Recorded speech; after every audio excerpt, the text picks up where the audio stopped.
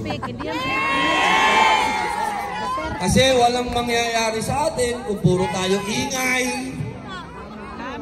puro tayo reklamo.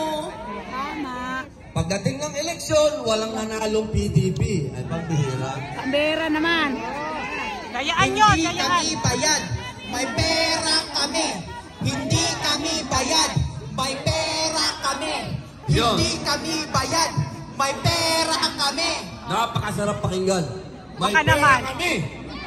Baka naman. Pero ang PDP walang pera, ha?